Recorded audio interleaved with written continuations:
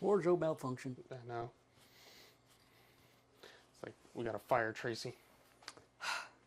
Like, who's Tracy? I don't know. She's just the one I'm choosing to blame right now. Okay. Whoever she is. Huh. There's no Tracy. Are you sure? For my wife's sake, yes, I'm gonna be dead sure. Because she goes see this and be like, Tracy could be like, the, so who's Tracy? the secretary. I don't know. Your makeup artist. Makeup artist? Yeah. Which one of us is wearing makeup? No. So on productions, they have to add like a certain amount of type of makeup to put on you to make that way your face isn't that shiny on camera. But you always have a designated makeup person to apply that to you, like to do touch-ups and in the middle of like stuff. So. And where do we have any of that? Diesel. Diesel. Okay, so it's Diesel's fault then. Yes. Diesel didn't do my wardrobe right. Yep. Whack. Whack. Well, anyway, ladies and gentlemen, welcome to Tar Talk. I had a long work week, so. What is that? It's a double shot. Oh, Starbucks. gotcha. Those are pretty good. Oh, yeah. We're not being sponsored. Nope, I just had a long work week, so I'm indulging. I don't know if I would want to be sponsored by Starbucks though. Sparbucks? Starbucks. Sparducks. Sparducks. A bunch of ducks just sparring. like Taekwondo. Quack! It's like, what do they go, like Super Saiyan or something? I don't know. It's like they got spiky feathers and yellow on top. Sure. So that's like beyond my anime periphery, so. Well, that was a Dragon Ball Z reference. That's like one of the oldest animes alive, probably. No. It's been going for a while. It's been going for a while, but it ain't old. It ain't that old. It's like 90s. I think in late 80s actually. I think Dragon Ball was before. Yeah, was like something like that, but late 80s. But- It's still going too. yeah, but that's. I never got into it. Me neither. Never I got into tried. it. I started with Dragon Ball, and I'm like, this crap looks like it belongs on Tar Talk. Well, It's like I couldn't get into it. It was weird. here I discovered very quickly that if when it comes to anime, if it's mainstream, chances are I'm not going to be able to get into it. It's weird. It's like Pokemon. Couldn't get into Pokemon. I didn't like Pokemon. There were some animes that I did like. When I was a kid, I really liked the Bakugan thing, which is kind of like a Pokemon knockoff. Oh, But I still think it was better than Pokemon. I forgot all about that one. Yeah, I used to collect like the little toys and stuff. Like, I'm like 8, 10. Yeah, but I couldn't get into I couldn't get into Yu-Gi-Oh. I couldn't get into what was it? The other, not Dragon Ball, but the other one. Oh my word! Oh great! Is it a Dragon Ball like franchise thing? No, it's separate. What is so? My buddy was like into like Bleach and whatever, and he tried to get me into that. I couldn't get into that one. I liked Bleach in the early days, but the more it went on, it just got weird. Yeah. But like a lot of the kind of normal stuff, it's still a little out there in terms of the drama. But a lot of like stuff like Bleach, where you're a spirit being meant essentially to kill, for lack of a better term, demons.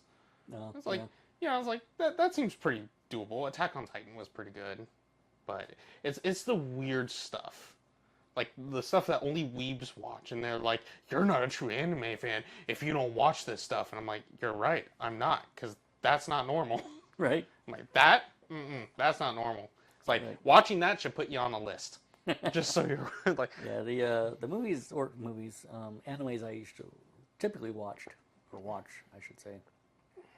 Things like Ghost in the Shell. That was probably my go-to. That one and Black Lagoon. Funny enough, I think you gave me the DVDs for that.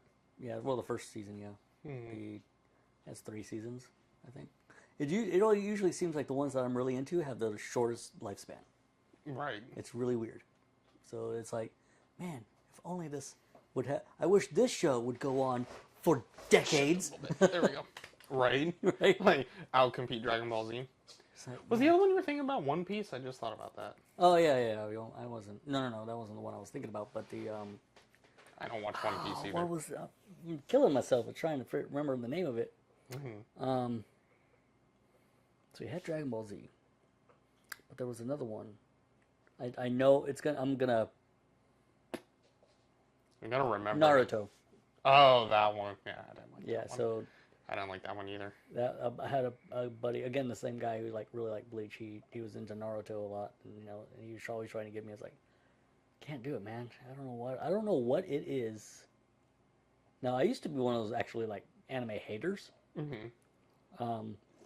because all I knew was the ones we just talked about, until I watched Ghost Hunter, Ghost in the Shell. And once I watched Ghost in the Shell, I was like, oh, so this is where the good anime is. Right. This is the stuff I can get into. Yeah. So I started just looking for anything that was more along the lines of that type of anime, and kind of left the other stuff, the stuff you would see on TV. Although during, what was it, Adult Swim, like their nighttime I stuff. remember those, yeah. Yeah, they used to play anime on Adult Swim, so every once in a while they would do the, what was it, the standalone complex for Ghost in the Shell. But other than that, you wouldn't see it on TV. Right. So I don't know. Just one of those things. How did we get on anime anyway? Well, It's like, welcome to Tard Talk, because that's just how it goes. it's like, man. Although I will say this, weirdly enough, I was into some animes that modern anime lovers didn't even know about back in the day. So I guess technically I was into anime before a lot of the other people I knew, like, because I used to watch Robotech and Speed Racer. Although Speed Racer is a little bit it's still anime, but it's like it was designed for a Western audience kind of thing. But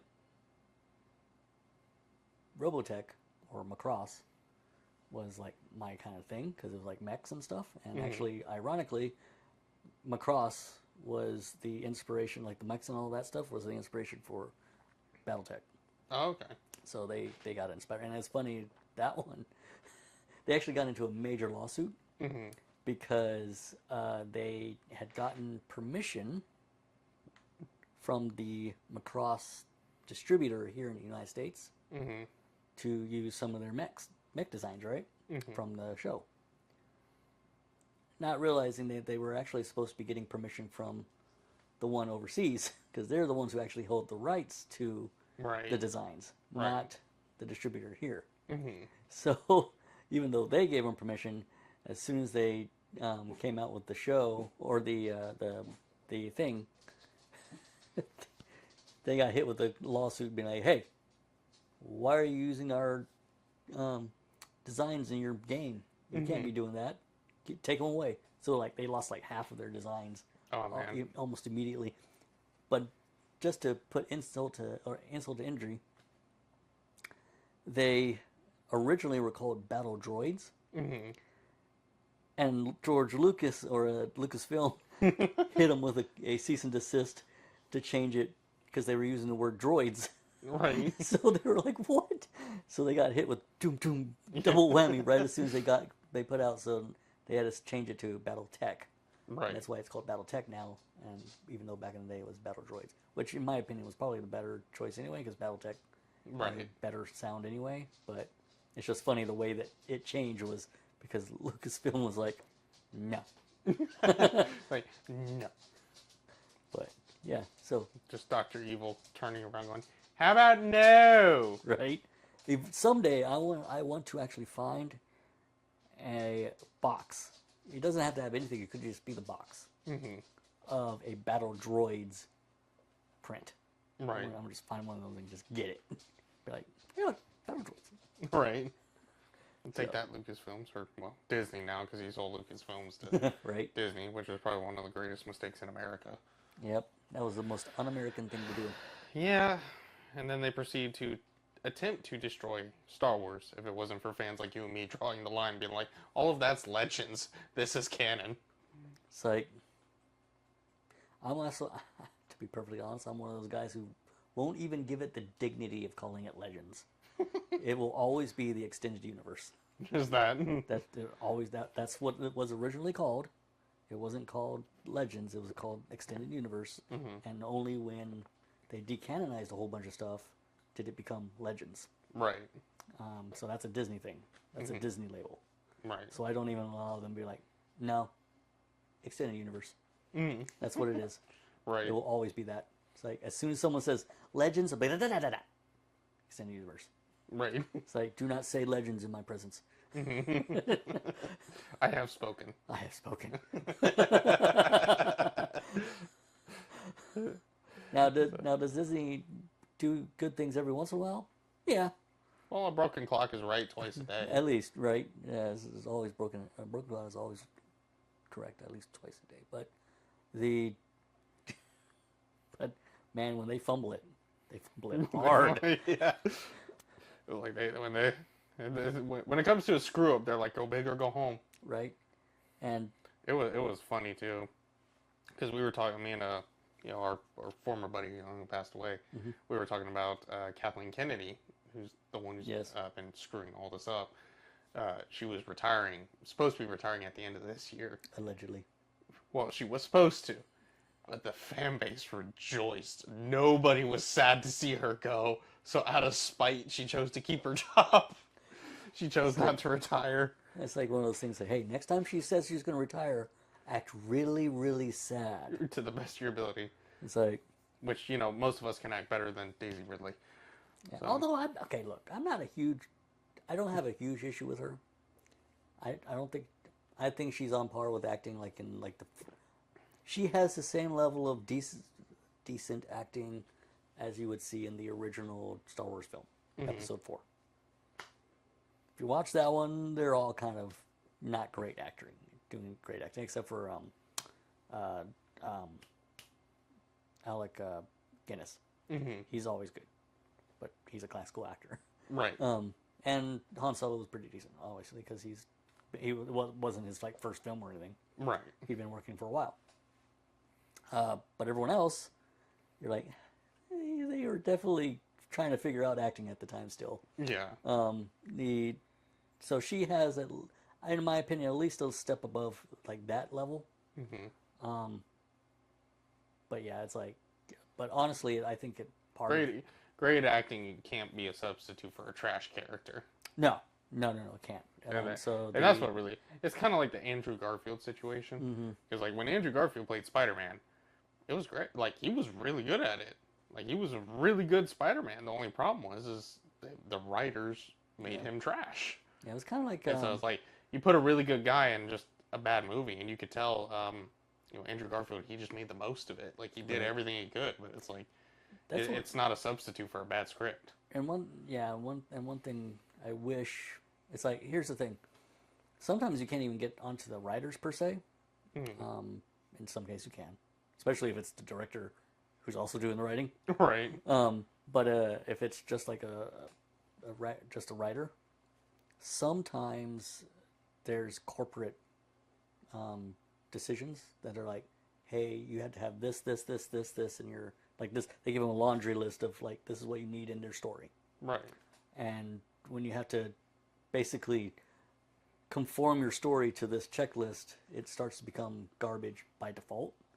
Because now you're not able to let your imagination flow. You're having to conform to a set thing, basically a market value of a story. Right. This is what we've determined is commercial. Yeah, and it was done by Sony. Yeah. With the Andrew Garfield one. So. And that one, but even the same thing happened in the third of the original of the Sam Raimi series. The third one, the producer or the company came in and was like, "Hey, we want this. We want what was it? What's his name? Sandman or Venom? Venom. Thank you. Jeez, for whatever reason I kept I kept wanting to say Carnage. I was like, that's not him. That's not him. But yeah, Venom. They were the ones who forced Venom into it because he was going to wait for that to be the fourth film. Right. He was gonna lead everything up. He was going to build up the guy who becomes him, right, in that film. Do the whole Sandman thing, do all that kind of stuff, right? And then build up to Venom. Right. And then when Venom comes up, they've already established the character, and now it becomes more of a tragedy and, you know, all that stuff. Well, they didn't want to do that. They wanted to just be like, no, we got to go ahead and put it in now. Mm-hmm. And so now you had to do a whole lot in very little time, and it just totally messed everything up. Yeah. So they didn't. It was weird because they're like, why would you do that to the guy who just gave you 2 really big blockbuster Spider-Man movies?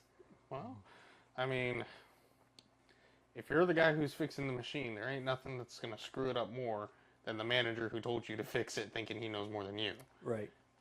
It's like, just because you're manager don't mean you know more than your employees. It just means you oversee the whole thing, the whole operation. Right. Yeah. It's like, But it screws it up a lot when someone who doesn't know what they're doing things that they do and that's comes actually and crams it down. and that's actually why Star Wars was made, because George Lucas didn't want. He got tired of the whole corporate thing of that, right? And was just, hey, I just want to make a movie. Yeah. And then he basically was like, hey, as long as I have complete artistic freedom on my film, I'll just let me do it. Yep. And that's when 20th Century Fox was like, yeah, we'll let you do that. Yeah. They're the only ones. And man, you know how many people were kicking themselves because he went to a lot of people to try to get Star Wars in. I think he didn't. He even went to Steven Spielberg about it, and Steven Spielberg told him to drop it. You know. Well, I think he told him to wait on it. Or well, something. I think if I'm not mistaken, he didn't really tell him to drop it, but he wasn't really sure what to do with it. Yeah. He couldn't do anything with it because originally I think he was wanting. If I'm remembering this correctly, he went to Steven Spielberg to ask him to direct it, and Steven Spielberg actually said, "No, you direct it. This is your passion." But then he gave him other advice. The problem is he wasn't going to work over the ability. He didn't have the ability to like fund it. Right. So he went to all these other, like he went to Universal, he went to Paramount, and all these places, and all of them like, I don't know what to do with this film. No. Yeah. So, and then 20th Century Fox was like, I don't know what any of that means, but let's do it. Yeah. You know what? Why not? It's like, and then and man, that was the best decision. Right. It was like, I could only imagine like that boss's boss was like, you greenlit what? Right. And you're like, this is what you said okay on? We're gonna lose. We're gonna go under. We're gonna go. We're gonna do the worst thing ever. And then when it blows up, he's like, "See, I always knew it was gonna be a success. I always had your back, buddy. I always knew it would be a success. I never doubted you for a second. Not for a second. And then that guy's like, He's like, I want your job. it's like, right. Right. Yeah. So, but yeah, A lot of Austin Powers references. well, it's got a lot of good quotes. Okay. It does, yeah. I really need to watch those movies again. It's been years. I watched the first 2 with my wife. It's been years. Like seeing all those quotes. I think the last time I saw them was probably like 2009, 2010. It's been a long time. And the only reason we were watching them back then was because we were all a bunch of bored army soldiers who'd be like, let's watch this. Why not? It's like, so, but yeah. Like, I guess this beats watching the paint dry. Yeah. Although every once in a while you throw in those, this is the quintessential army movie. Mm-hmm. Like Starship Troopers. Yeah. And that's when you're sitting there looking at it, you're like, that's going to be us in 5 years. Yep. I was watching that movie, I'm like, so like Helldivers is coming out with a movie, right? And I'm like, we already have it. It's Starship Troopers. Right? Like, if you play Helldivers 2, and then you watch Starship Troopers, the only difference is Helldivers added, like, Terminators, basically, added automatons to it, and then also what they call the Illuminate. But that's it. Like, Starship Trooper only fights bugs, and Helldivers also fights them, but then they also fight 2 other enemies. Right. But it's basically that.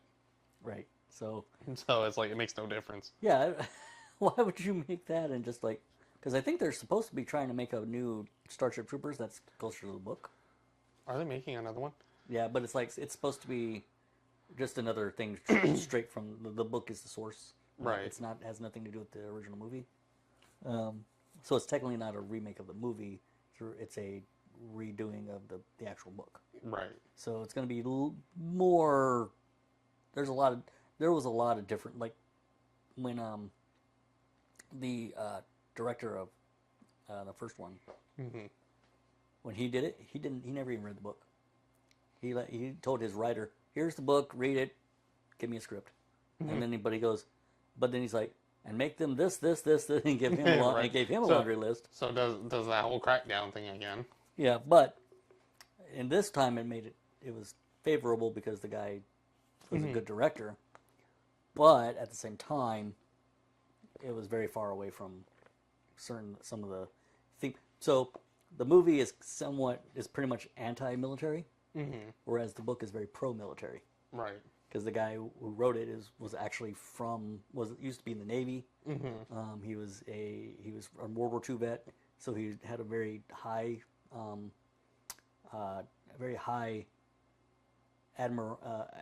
he admired the military a lot. It was like he loved the military. High admiration. Thank you. That's a good one. But he You okay?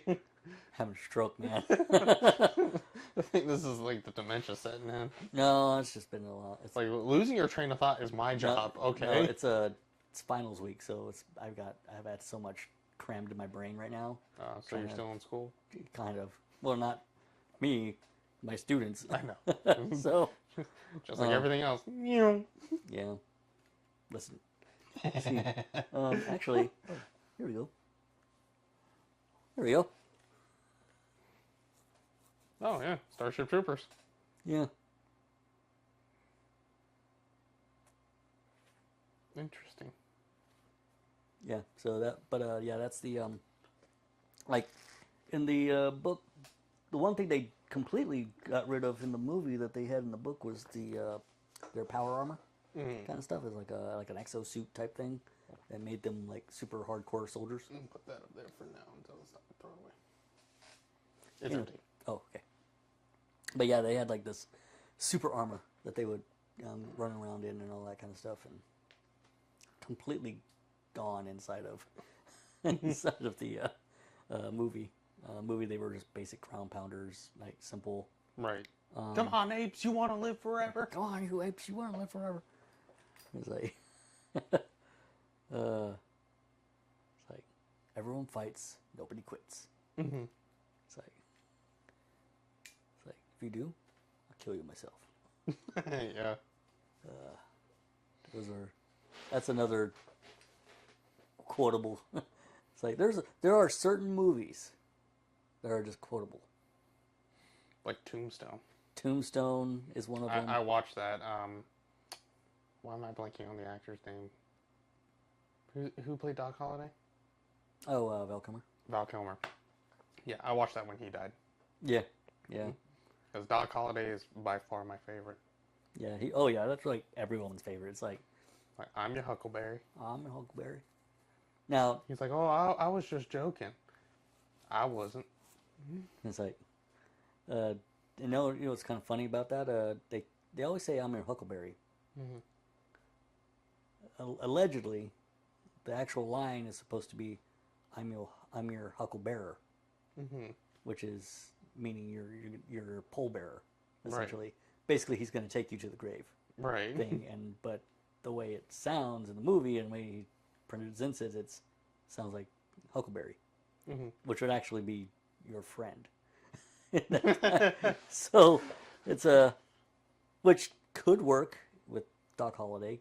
He could go either way, but it sounds a little bit colder.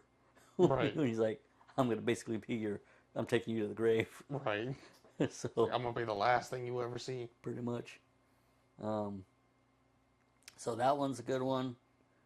That one has a lot of good quotable. The movie Aliens is really quotable as well. That one. That one has a scene or a quote, right?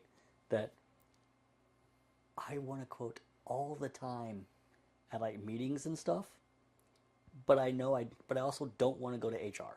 Mhm. So, basically, there's a scene where you know how when you go to a meeting and everyone's like, "All right, is there more questions? You don't want to have any questions, or whatever." Mhm. Well, there's a scene where they're getting briefed, and the sergeant is like, "All right, got any questions?" And the one of the guys goes, "Yeah. How do I get out of this chicken shit outfit?" And I was like, so every time I hear someone ask, does anyone have any questions? I always want to raise my hand and be like, yeah. Yeah.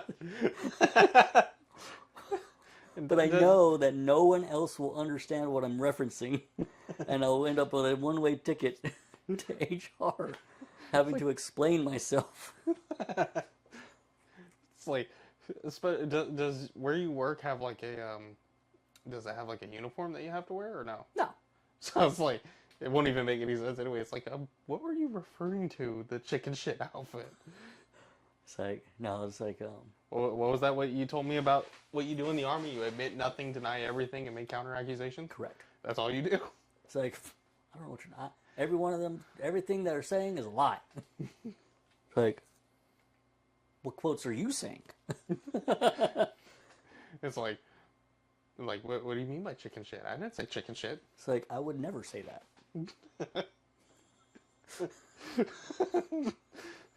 So that HR meeting will go nowhere. Right. It's like, why would I say that? I would never say that. They're like, can you clarify what you meant by chicken shit outfit? It's like, never said it. It's like, I wore my own clothes. Right. What do you mean? It's like, well, I mean, the outfit he's talking about is the unit. Oh, wow. So he's referring to the unit as being chicken shit. Oh, yeah. Sorry. It's a military thing to call things like when you're in a unit, you're in an outfit. Yeah. That's just a generic term. We don't call our uniforms an outfit. So. I would know, because I wasn't military. Well, now you know. Well, now I know. And now you know why I would go to HR. Because I literally just called all my team members chicken shit. It's like, what's that, like one guy you know who was also a veteran? Maybe he'll get it. Maybe. He's like, hey! Like, hey! And then we're both in HR. Just hanging out. I was like, hi. Like one of you sitting in the lobby just waiting for their turn. You're just sitting there like... You're just like... Door opens, you're like, good luck, buddy. Hey, look. You gotta, and times like those, you gotta establish dominance. Mm-hmm. Just kick in the door, clear the room, sit down, grab the chair, and just slam it down, sit down, and be like, what? Or just go over like, speak. Oh man, that'll go over well. It's like they put the pink slip right in front of you. It's like, Just sign that. they hold up your write-up form. It's like, this is what you would have gotten, but after that, Yeah. They don't know me that well. So, so just HR. this HR. So how have you been? Exhausted. It's like working 9 days straight with no overtime because that's how they, set up the pay period. Oh yeah, So, but I get a long weekend off. that's good. So You ever hear any conspiracy theories lately? all the same ones, really. Oh, okay. I think generally the ones you say it now tend to go silent. Yeah. because they know how I feel about them now. It's like I'm just not Like, taking it anymore. They're like talking a bunch of conspiracy, and you walk up, they're like, Right? Like shh. like, oh no, he's coming. Yeah.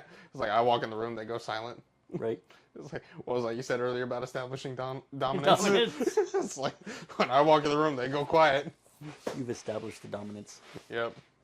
You are the dominant talker. The dominant talker. Like, I don't know how I feel about that. The dominant tard talker. Yeah. It's like I run this show. It's like I'm the only one to be considered tarded. Yeah. So, although I did hear actually something interesting where we kind of finally found out where Jeffrey Epstein got all his money. Oh yeah. Yeah. It's like shocker, right? Shocker. He was a con man. Right? No way! Not Jeffrey Epstein. Not that guy. He was a saint. But yeah, no, he was just a major con man. Because that was like one of the biggest questions everyone kept asking is how did he get all his money? And I'm like, well, even if a conspiracy theorist asks it, it's like it's kind of a valid question. So yeah, he's just a major con man. He would go and he, you know, kind of started when because I think he was like a teacher in like a college or a high school or something, and then he met up with a buddy of his who introduced him to a rich friend, and he kind of just smooth talked to him a little bit into kind of getting hired as like kind of like a finance manager or something.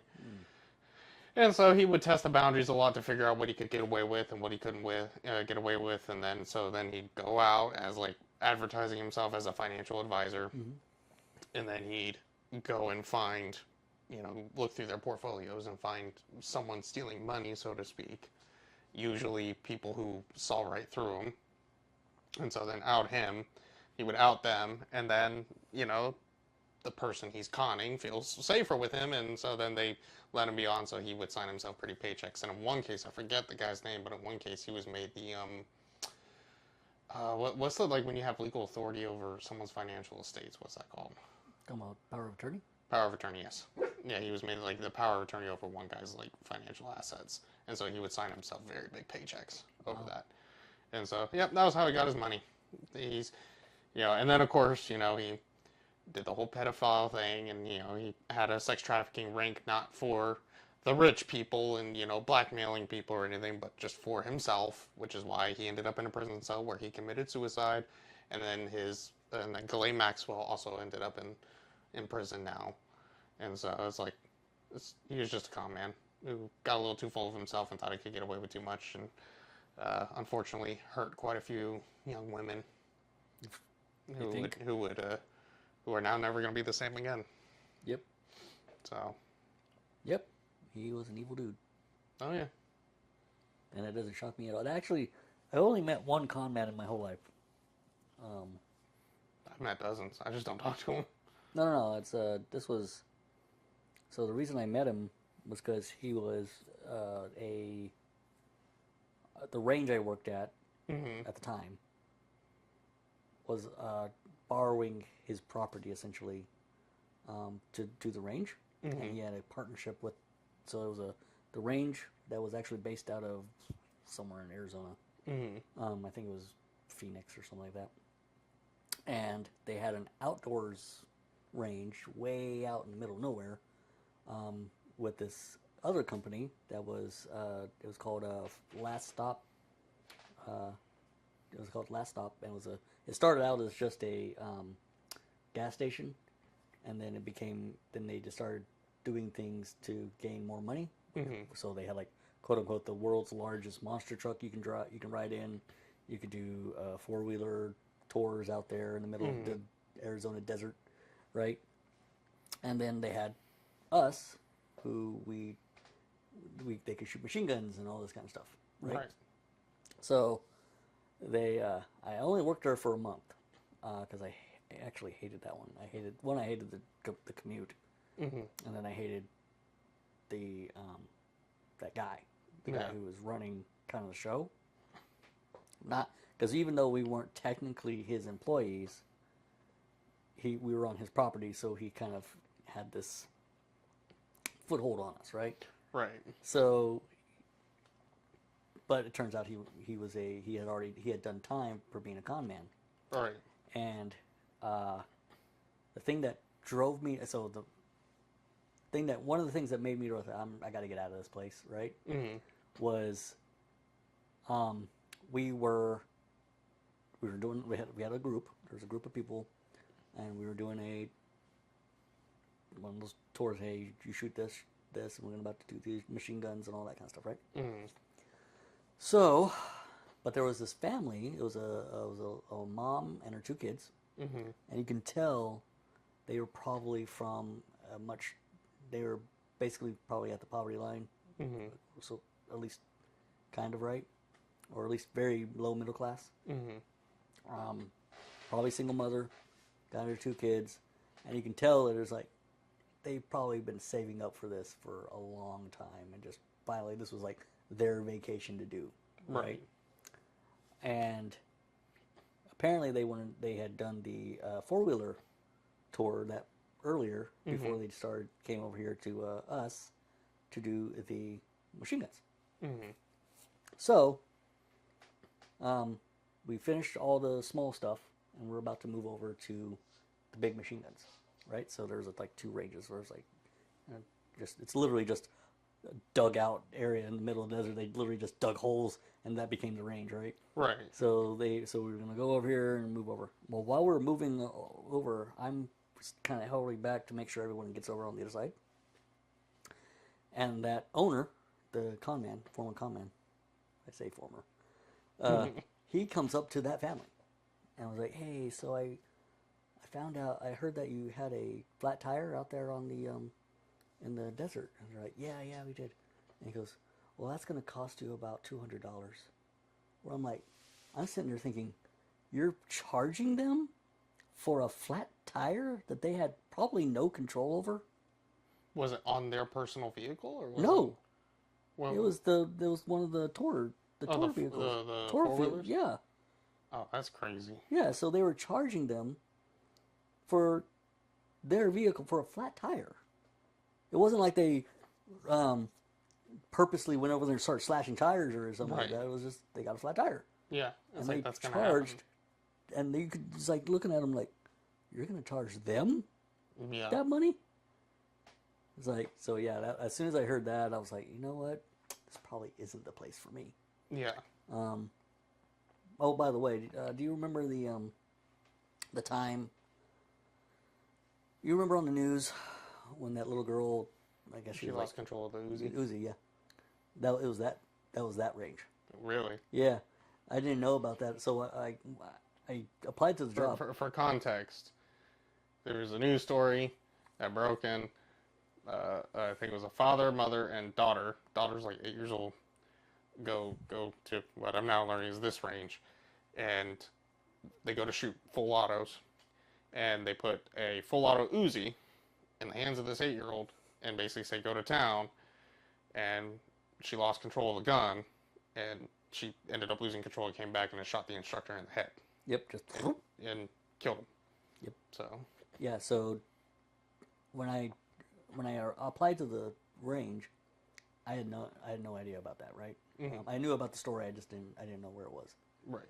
And then I started. So I did the over the phone interview about it. You know, hey, can you come in on whatever day? I'm like, yeah, cool, yeah. But then I was like, I want to do a little bit of research on the range just so when I go to the interview, I kind of know something about them. Right.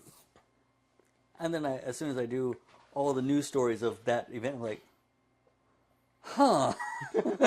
So it's that place, huh? You're like, I probably shouldn't mention that in the interview. Probably not. Well, it's okay. They did. Oh yeah. Because the people who were there when it happened were still working there.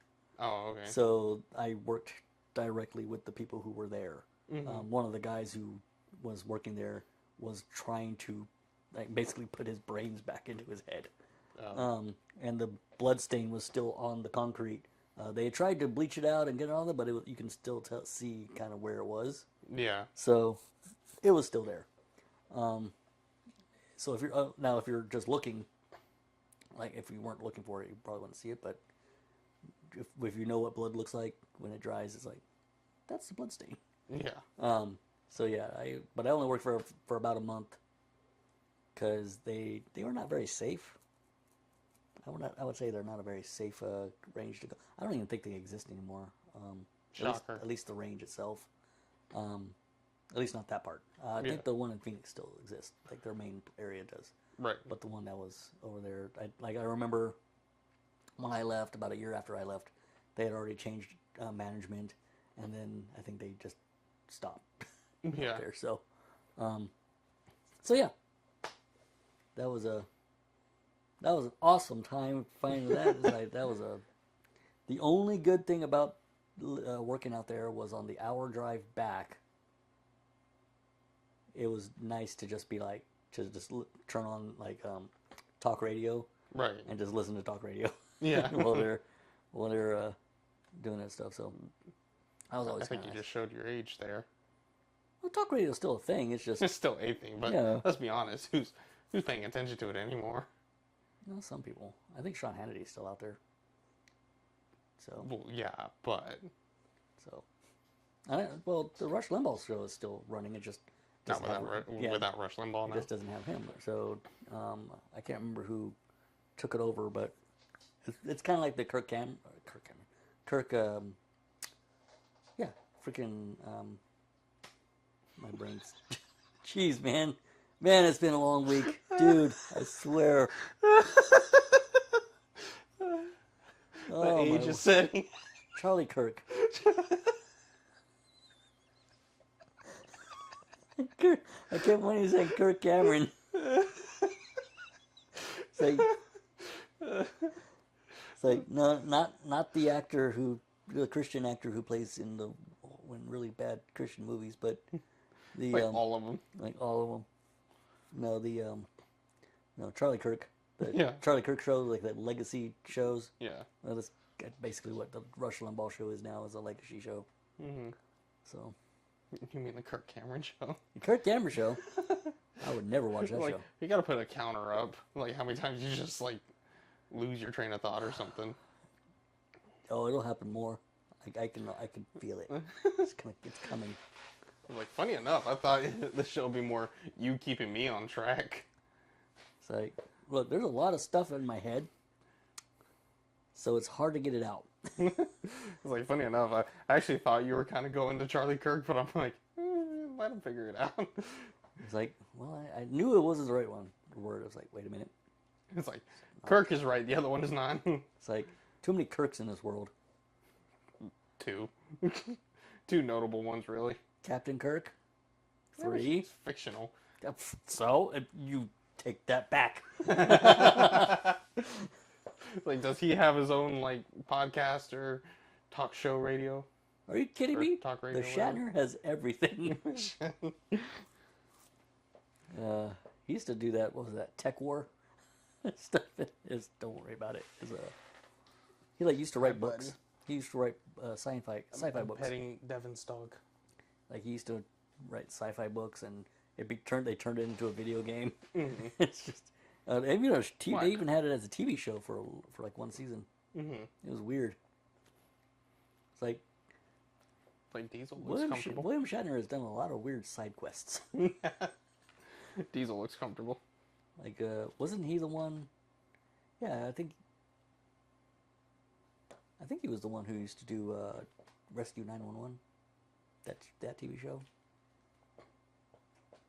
Yeah, I'm pretty sure it was him. Basically, they used to have a show in the early 90s, maybe even the mid-90s, all the way through the mid-90s. But it was just talking about crazy, like, 911 calls. Mm-hmm. So it would be, and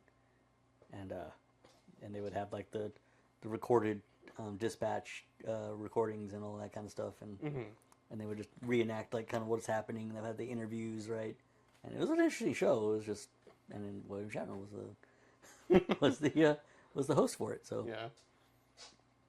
it's like that one, and I remember Unsolved Mysteries. Yeah. I used to be all about unsolved mysteries. You seen that meme where it's like me as a 8-year-old watching Unsolved Mysteries, and that mystery was never solved. Yeah. Right. It's like, huh. And then now when you're older, you're like, well, no, duh. Yeah, it's literally a show called Unsolved Mysteries, It's like, it'd be called Solved Mysteries if it was solved, wouldn't it? right? But that was actually the first time I ever knew I was really into, like, cryptids. So Funny enough, I'm actually like really into cryptids too. Yeah, dude. It's There's like, I can't remember the channel. I have to show it to you after we're done recording. But it's like there's a YouTube channel like, funny enough, is like all like actually military experiences, so to speak, like military people who like are out training in the field or something. They have like a cryptid experience. oh, okay. Supposedly they write into him and tell him this. Now I don't know how true this is. Now I believe that maybe there's a couple people who thought they saw something Right. on the base, but also at the same time it's like he might just be writing this just for the sake of the story, which is fine. Like, you pose it like someone wrote to you and told you the story. That's fine because it's all entertainment. Obviously, Right. we don't know this is real, but you know, but yeah, it's like apparently it's a lot of it's like what people see on military bases. Although I did have a cryptid experience on Fort Sill. Oh yeah, Yeah. Now it wasn't like Bigfoot or nothing, right. but it was so we were out. It was the first day going out to the field, right? So and we had just found our hide area. Mm-hmm. Now when you find a hide, you're like way away from everyone else, right? And you just find the most secluded place you can find, park, and just sit there and wait, right? Right. Well, we just parked, and maybe I don't know, a few hours into it, we see this very large cat, like panther size, or at least. Right. But it was weird because it wasn't black, or at least not completely black. It's Right. like it had some weird striping or whatever. But the face looked more like a bobcat. Mm-hmm. But we've seen bobcats before, and they're little. They're like Yeah. smaller, right? They're big cats, but they're small. Yeah, they're just a little bit bigger than a house cat. Right. But this one was like huge, and it had that face in it, but the body didn't look like a bobcat at all, and it was much larger, like at least 3 times as large. And it was walking by, and it looked at us, and just kept walking. We were like, we are not sleeping on the ground tonight. so we put all that night. We put all our sleeping bags on the top of the LLM. Just slept on there. And we're like, I don't know what that was. I've never seen it be. And I even told people about it. And well, maybe it was this. And I look at it, and it's like, nope, that's not the image. That's not what I saw. I have no idea. I don't know what kind of weird hybrid cat was, like, what abomination was mated out there. Right. But it looked weird, and that was the only cryptid thing I ever dealt with. But it was like, I don't know what that is. I'm not going to try to tempt fate with it. Right. It's like, I don't know what it is, but I don't need to. It's like it was here first. I never saw it again. Never saw it before. Never saw it again. Yeah, it's like that one time when we went clay shooting. Because that big old cottonmouth out on the out of the at the shooting window.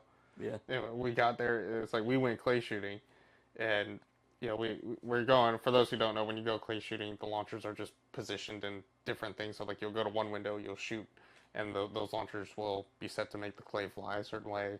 And you go to a different window, and it does the same thing. It's not exactly like 5-point. You just go to like 15 different windows.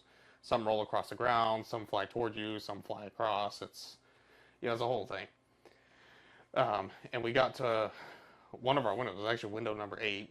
I remember that one because we got there and they give you this little card that they keep track of how many clays you launched. So when you go back, you can pay for it based on how many clays you launched. And so I put the card in the reader, and then I go walk back to get the gun off of our cart so I can put it up so we can get ready to use it. And that's when this dude points to exactly where I was standing and go, "Is that a snake?" And so I jumped up real quick. And then it was a cottonmouth like this freaking big. And it was fat too. Like that thing was eating good. Mm-hmm. And we saw it, we took pictures of it of course, and then we were like, you know what? You were here first, you can have it. And it's like, we'll go to the next one. Right. We don't need to shoot at that place that bad. Right. And so I was like, yeah. It's like, well, we'll move on. And then as soon as we left, that thing I saw it from the other window, just slithering off. Yeah. He's like, yeah. It's like, okay, I'm gone. Yeah. It's like we could have gone back to that thing to do more, but it was okay. The cottonmouth owns it now. Yeah. Right. That's yours now. Yeah. Have you ever had a cryptid experience? No, not really. I can't say that I have. All right, this is what we do. We're gonna start a whole new show just going out in the middle of nowhere looking for cryptids.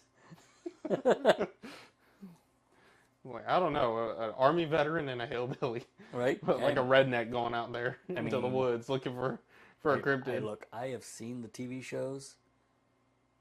They will be like, U.S. Army veteran. It's make it sound like I have all this crazy knowledge, and I'm like, just a dude. Right? It's like army veteran and a redneck go out into the woods. No, they'll be like, it's like an avid hunter. Right. It's like there's just a camera on the woods, and you hear a lot of screaming coming from it. And the cryptid comes out like, I've been violated. No, it's like, sit down and tell us about it. I can't. No, the thing is, if you watch those shows, all you got to do is take a stick, hit the trees a few times, act like you're listening for Sasquatch. Bro, you remember that show, Finding Bigfoot? Yes. I used to love that show. With the boa? Yeah. I used to love that show when I was a kid. I actually recently saw him on another show. Really? He's a lot skinnier now. Oh, yeah? Like, he lost a lot of weight. Like, I didn't even know it was him. Oh, yeah, because he can't afford to eat no more. Right. No, but I remember watching, because I watched Finding Bigfoot. Yeah. And I knew about him, right? And then a couple of years later, I saw this other show. I don't even remember what it was called. But it had this one guy, and then it like showed his name. I was like, wait a minute, that's him? Right? It's like, that ain't him. Right? He doesn't look like Bobo. No. But everything to him was, that sure sounds squatchy. Yeah. It's like, everything, dude, the mist looks squatchy to you. Everything sounded squatchy to them. Except for that one chick, the skeptic. Mm. But I think they put her in there specifically to attempt to put any kind of credibility on that show. Right. There was actually a couple. Yeah, there was another show. I don't remember what it's called. I think it was called Expedition Bigfoot or something like Maybe. that. Or X-Files? No, No, not X-Files. No, No, there was one. I forget. There was one that kind of did like it was kind of like Finding Bigfoot, but it was more just like the broadband cryptid type thing. So like they try to find Bigfoot, Chupacabra, Oh yeah, all that stuff. that one, Which that one was they had one like that. entertaining. That was there was one called, well, all that started with all of the like Finding Bigfoot and all that kind of stuff. The one that started all that kind of popularity was Destination Truth, with Josh Gates, and that was actually the only good one really. There was, like I said, there was another Bigfoot one that was like dedicated to Bigfoot. I think it was called Expedition Bigfoot. I think, I might be wrong on that. Mm-hmm. But that one actually was, they seemed to be like trying to take it a little more seriously. Right. So they were trying to go that more scientific approach to it and all that, and kind of more of the ghost hunters type style, right? Where that's all science. They kind of get away from the more, I already believe in Bigfoot, therefore everything I hear is Bigfoot, right? Right. But they went a little bit different. So you do that. That one was pretty decent. I remember, what was it, Monster Quest? Did you ever used to watch that show? I think I have. Yeah, that was basically, it was more of a, it was like a blend between investigators, but it was never like the same investigators. It was like a different team. It was always just whoever Monster Quest got to do it. Right. But then they would also show, like, they would start out by showing you all the different stories about this creature first. Then they would show people trying to like test and things and find out if it's true or not. So Monster Quest was pretty cool. What about the one Lost Tapes? I don't think I ever really. I know of it. I didn't really watch it. Yeah, so that one was, again, it was like the cryptid type thing. But it was like people who were, like, I guess, out filming nature or whatever. They cross paths with one. They lose buddies and get killed. Oh, wait, was that the one where all the lost tapes were clearly fake? Oh, yeah. Okay. Yeah. I think that's why I've only seen a few of them. I'm like, this is so this is not even real. Yeah. It's like, I want the real stuff, man. That's like, I think it was in one episode of, or like two notable moments that I remember from like Finding Bigfoot. I think at least one of them I think was Finding Bigfoot. Actually, no, I think it definitely was Finding Bigfoot because I think I watched a rerun of it like somewhat recently. Um, but one episode was they had this guy who, because you know how they always do it, they go and investigate a call, Mm-hmm. right? Then they call a town meeting Yep. and start asking people. And like, you know, 3 or 4 tards always stand up and say that they saw it and they swore they saw it. Mm-hmm. And one guy, they were a little skeptical about his witness, and so he started asking him questions about what what it looked like and stuff, and he looked at him and he's like, hey, did it have like really big wide set eyes? And the guy's like, yeah, no, it had very wide eyes. And then he's like, in the camera privately, like, that's how I kind of knew it wasn't real, because the Sasquatch, they don't really have wide set eyes. They have eyes more like people. I'm like, well, how do you know? You never seen one. Right. Like, you're going to tell me what kind of eyes it had? Like, where's the one you saw? Just go back there. Just you start describing a Mothman. Right. It's like, did it have glowing eyes? Did it have really large wings? And Right. It's like, yeah. Okay, that was the Mothman. Right. It's like, well, also a cryptid, but not Sasquatch. it's like, well, have you seen one? Right. It's like, so how do you know it's not looking like a Mothman? Right. But then they also did, of course, then they go out in the woods at night too, and they're howling, and then something howls back, and it's like, okay, look, wolf or coyote, dude. But they're like, oh, we got a response. It's like, yeah, wolf or coyote, dude. So yeah, you mimicked something. Yeah. That is normal. Right. In that area. And then they. That's like Josh. He can do the otter voice. Oh, I didn't know that. No, dude, he's an otter whisperer, man. Oh, I didn't know that. Yeah, if we ever go to Animal Kingdom again, he'll do it. He does. I don't know how he does it, but he can make their little squeak, Mm-hmm. and they come right up, wondering who he is. Oh, nice. Yeah, when he first told me that, I was like, really? And then he stood like, oh, this guy speaks the language, man. He's like, I am the animal whisperer. No, just the otters. He could summon Specifically the otters. He could summon an army of otters just to defend him. That's his superpower. Yeah. No, it's like one otter's not much, but when you summon like 100 million of them, it's like that'll get it. It's funny. So, but like back to cryptids and stuff. Yeah, so like in this episode too, like they go out there with thermal, and they see something on it it's a living animal, right? And so they see something, they're like, oh, that could be it. That could be Bigfoot. He's probably scoping us out. I'm like, do you see the ears? It's a deer. Right? It's like, you see the head shape in the thermal. Yeah, it's a doe. So the only real shows that I've actually enjoyed when it comes to like cryptids and ghosts and things like that was pretty much anything that Josh Gates does. Because at least he tries to be a little more real about everything. Now, obviously, some of the stuff he does is strictly for entertainment. Right. But it's very obvious that he's doing something for entertainment when he's doing something for real versus doing something for entertainment, right? Right. But then he he had a couple shows. He had the one that started it all was Destination Truth, where he looked for cryptids.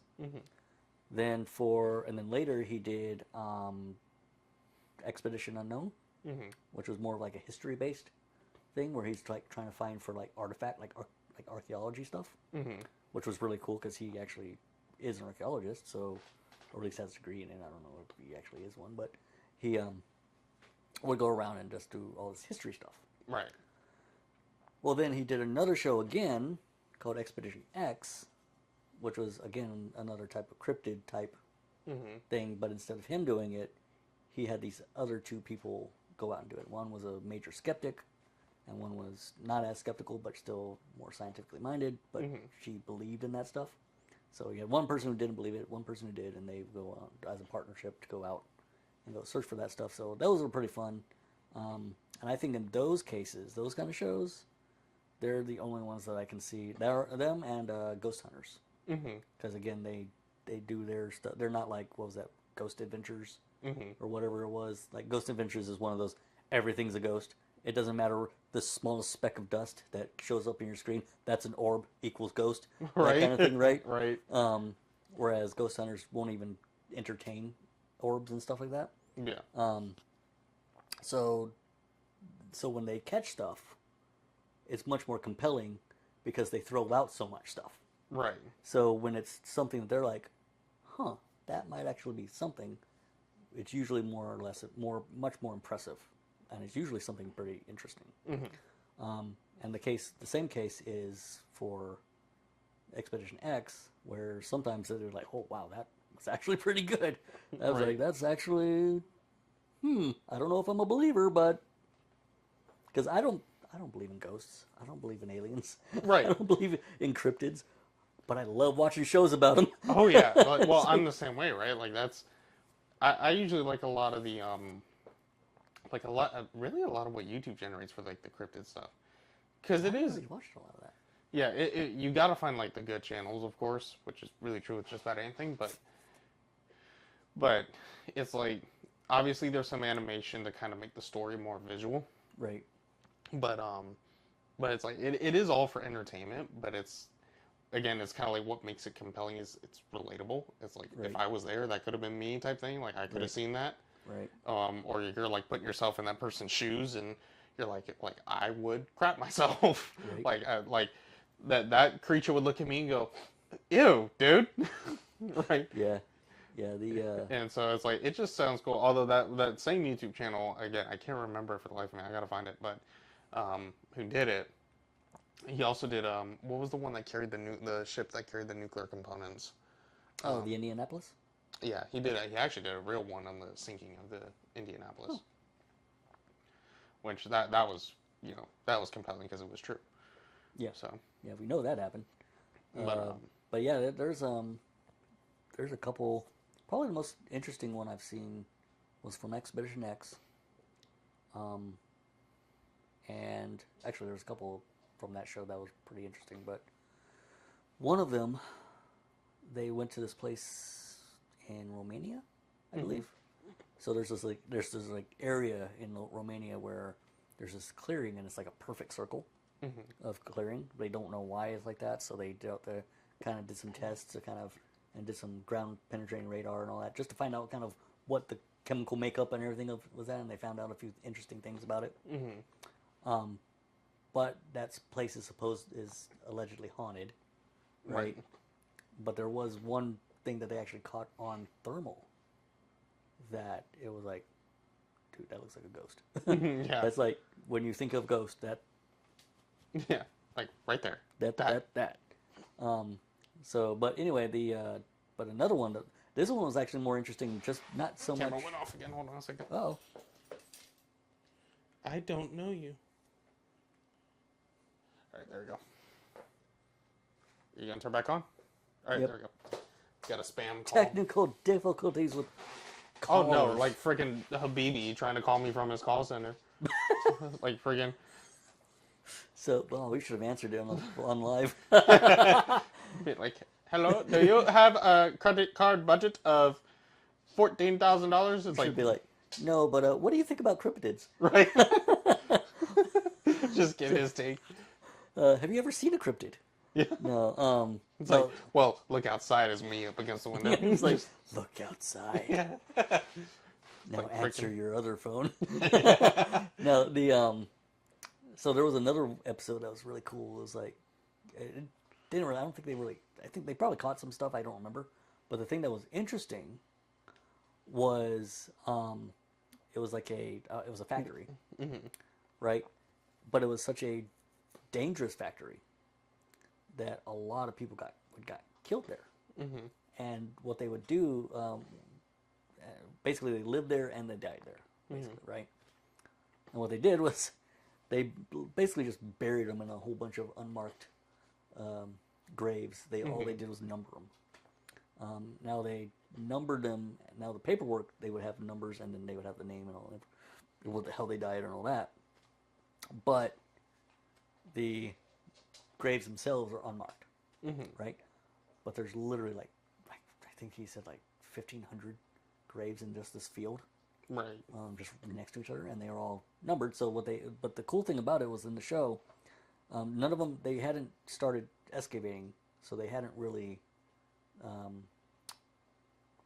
identified any of the names, right? So what they did was they actually had a couple of the names, and they had their numbers, and they actually went out and found a thing so they were the first ones to actually identify grave to a person. Mm-hmm. And that was actually pretty cool for me. Yeah. It's like nothing to do with cryptids, but that to me that was like history type stuff. Right. It's like that's kind of cool that you actually did something meaningful on this show, not just we might have found a ghost. It's like no, that's a cool thing. It's like, Yeah. So, but yeah, and the coolest thing was that in the show, they had already been investigating the area, Mm-hmm. and then Josh Gates, he went to go get more information about that location, Mm-hmm. and he found out that there was a whole bunch of graves out there Right. without even knowing. They had already started the investigation without even knowing that there was a graveyard out there. Right. And then he called his two people and was like, hey, so by the way, there's like 1,500 dead people under us right now. Right. They're like, what? It's like, because they just thought it was a field. Yeah. They just thought it was an open field that was on the property. Right. They didn't know it was a whole bunch of an actual graveyard, Right. because all the graves were all buried. So they had to go in there and actually dig the grave. So they had to use like a ground print chain radar to find it first, and then they start digging up, see what the number was, and then like kind of travel, Yeah. and just kind of through trial and error find the one that's actually has a name attached to it, Mm-hmm. and that's how they did it. So it's pretty cool. Yeah. No, that's pretty cool. No, Now, is Josh Gates the guy who also did the thing for the submarine, the Titan sub? Actually, you probably haven't seen that documentary. I don't think so. There was there was an unaired. I wonder if it was for Expedition X or like Expedition something. I can't remember if it was Josh Gates, but there was someone from, I want to say it was like the Discovery Channel or something, that went to the guy who which I can't remember that guy's name either, but for the Titan sub and Ocean Gate and all that, right? Mm-hmm. And did the like the interview and like the walkthrough and all the stuff, right? And the sub had so many problems, and when he also heard that the Titan sub was made from carbon fiber and not like titanium, like he had a lot of concern, right? And the whole point was like he gets to find out more about how this business works, and then they also get advertisement, right? People go and see it. Yeah, I don't think that was Josh Gates. Yeah, well, the thing is it went so badly that the guy who was doing it actually went to his producers and was like, hey, look, I know you all spent a lot of money on this, but we can't air that because someone's going to see us do it and think it's safe, and then they're going to implode at the bottom. They're like, we can't air that. And so they just cut it. They threw the film out, and it didn't resurface until after the whole implosion happened with the Titan sub. And he actually came on to a different documentary to discuss what had gone wrong with the Titan sub. Oh, wow. Yeah. I don't think that was him, but it sounds like another show, but I don't think it was. That doesn't sound like Josh Gates. It may not have been him. Josh Gates is more mystery type stuff. Yeah. Not really. I'll have to look it up and see who did it. But that guy, when he saw everything that was going on, he was like, yeah, we cannot put that out there. It's like, no, not that one. Well, I watched that documentary, and it was like, it's like, first of all, carbon fiber, right? To be your sub, because like I was actually trying to do some of the math on it, and I think the carbon fiber he was using, I want to say was like 4 inches thick, and I think it would have had to be, if my math checks out, I'd have to confirm it, but I think it had to be like over 300 inches thick. Whew. To be able to withstand the pressures at that depth, because I was like looking at the pressures, how much pressure like it could withstand per like inch of thickness or whatever. And so yeah, I was like, it wasn't gonna last. And then like comparing how much, because I think it was like only 400 psi or so for 1 inch of carbon fiber, right? But the depth is like over 2,000 psi at actually no, I think it was like over 4,000 psi at the Titanic level depths. Mm-hmm. And so it was like, the fact that you did it once is impressive.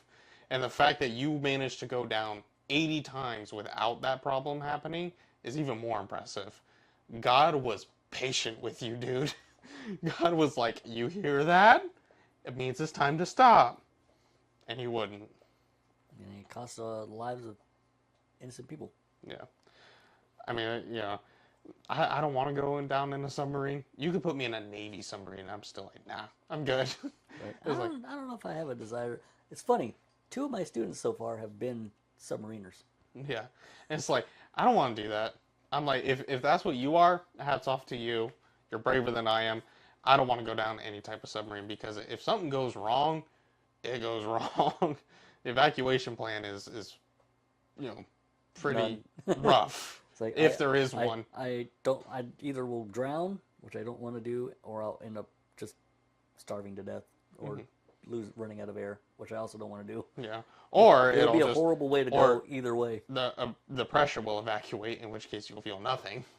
I'd rather have that happen. Yeah, because that's best case scenario. Yeah. Worst case scenario is running out of oxygen or die or like starving to death. Yeah. Or it leaks and you end up drowning. Yeah. I was like, I don't want that. And so I was like, I don't want to go down in any submarine, but that one, I was like, when he's going through saying like how he managed to make that submarine in that way, it's like, dude, like some of this. The one person I really feel bad for there was the son. Yeah. Because he didn't want to go that day. Right. His dad made him go. And so it was like he would have been alive if his dad had just been like, all right, you know what, fine, just stay home.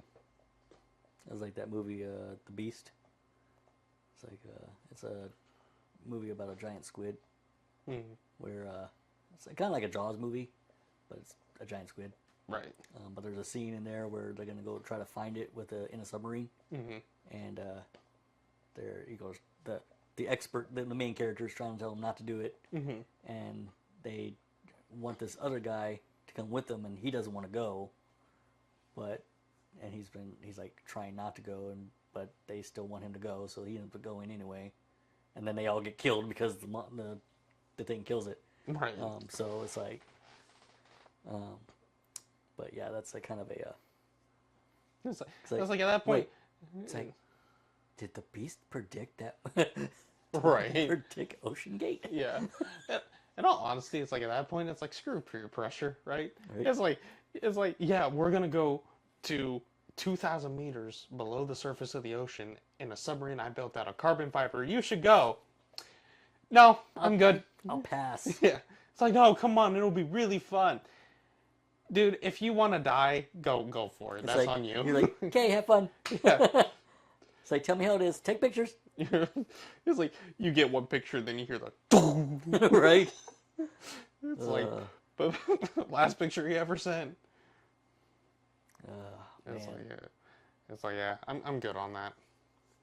Yep. I had an old buddy of mine try to pressure me to go skydiving before. I'm like, why am I going to jump out of a perfectly good plane? I tried skydiving, or I tried to go skydiving once. I have no problem with skydiving. I don't know what it is. Deep ocean, skydiving. Well, I mean, scientists do say it's like only about 10% of the ocean is actually discovered. Right. It's like we know more about the universe, like about space, than we do about our own oceans. Yeah, there's a lot of things we're seeing in our own oceans where we're still like, wow, okay. Yeah, and we keep finding things that we thought were extinct. Yeah. It's like, oh, that thing we thought was dead for X amount of however many years? Nah. Yeah. Imagine Megalodon's one of them. Dude, seriously, that would be crazy. Yeah. It's like, we don't know what's... Son, would you imagine a bunch of like giant squid getting eaten and then all of a sudden discovering, oh, it's Megalodon? Right. It's like, oh. Yeah. It's like, that's actually one theory that goes around.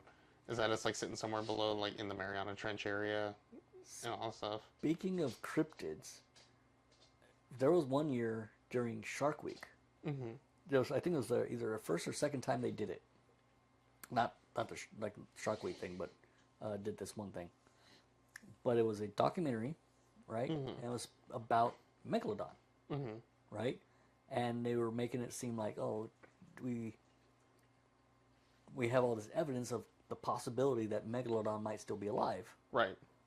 And they were like showing pictures, and it was like, oh, I don't know. I was like, man, and they were doing it just like they would do it any other cryptid show or any other Shark Week show. And I was like, oh, cool. I was like, I like this. This is nice. Turns out it was a mockumentary. Oh. It was completely fake. Right. And I was like, man! It's like, And that's when I had really big trust issues on anything that showed up on Stinking Discovery for a long time. it destroyed your trust. It's like, dude, this is supposed to be Shark Week. This Shark Week is supposed to be only for the real stuff. Right. Why are you making this fake stuff Right. and not actually telling anyone until after the fact? Right. It's like, this isn't April 1st. It's like, this is stinking middle of the summer Shark Week. Right. It's also, even if it's the entertaining stuff, it's still supposed to be the real stuff. Mm-hmm. Real sharks, real divers, all that kind of, that's the whole point. Right. Right? You can't really do that when you're sitting there doing fake documentaries about things that are like, man, that made me so mad. I think I just stopped watching Shark Week that year. Like, you know what? I don't even care anymore.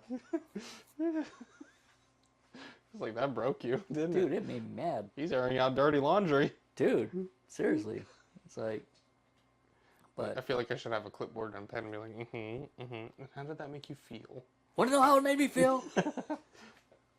So, but yeah, that's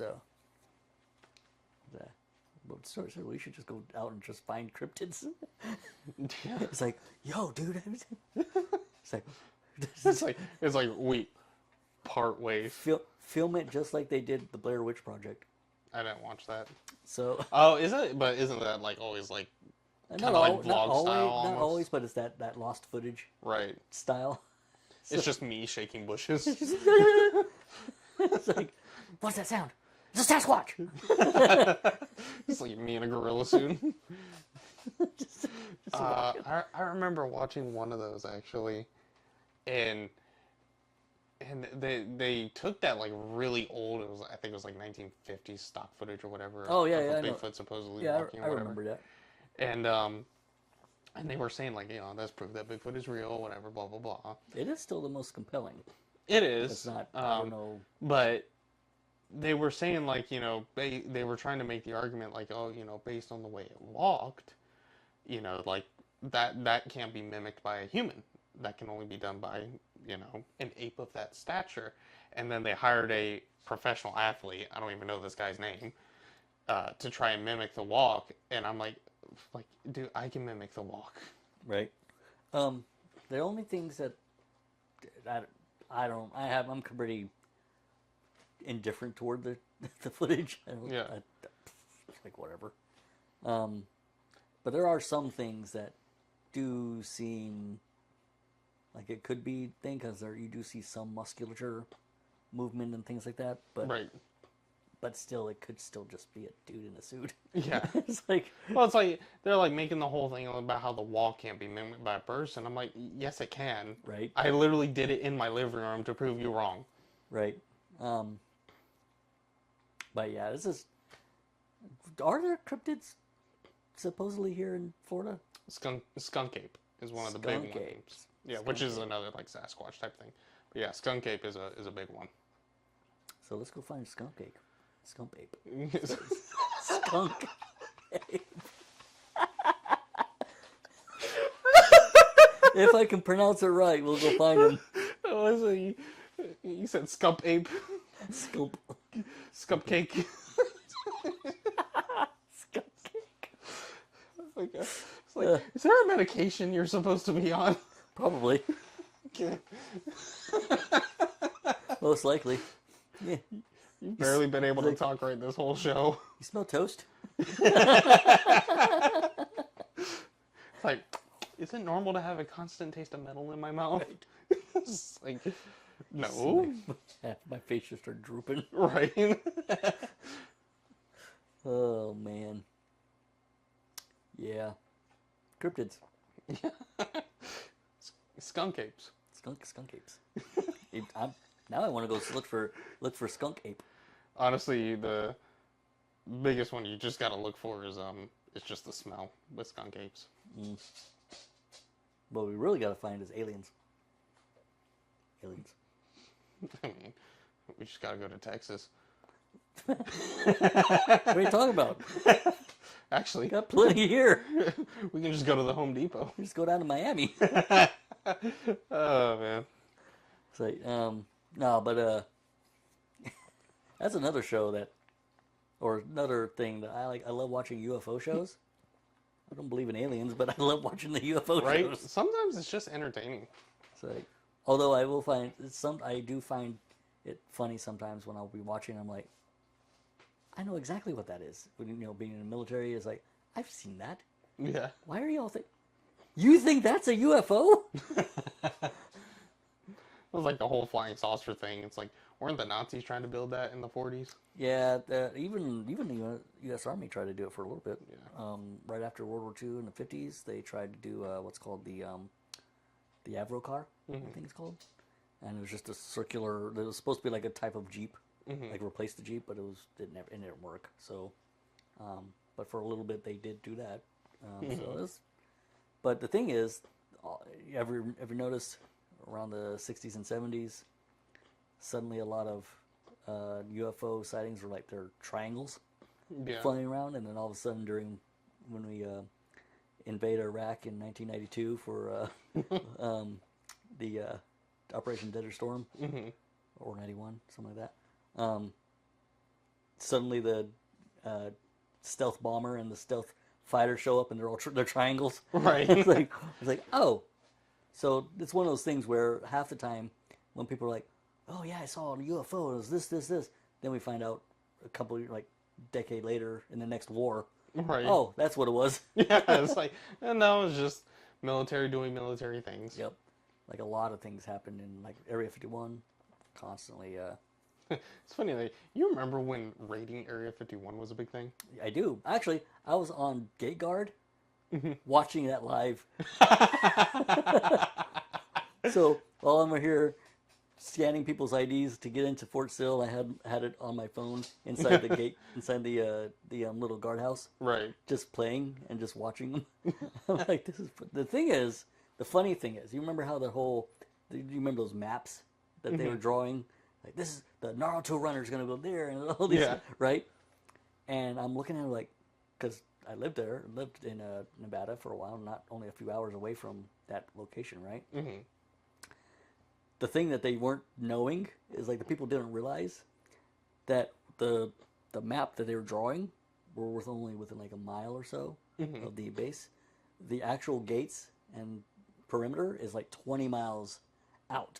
Right. So they would have to travel 20 miles before they even got to the point where they were doing the map. Right. It's like, that's not where the gate is, dude. The gate is way out. People literally get ferried there by plane to get to work. Right. So, It's like, I just thought it was funny because like it started off as a joke until like Joe Rogan mentioned it. oh yeah, It was like cracking a joke, and then like I think they got millions of people to sign up for it, right? only like tens of people showed up. It was 1,000, dude. I think it was like 1,200 people or so showed up. I didn't see that many people on the actual gate.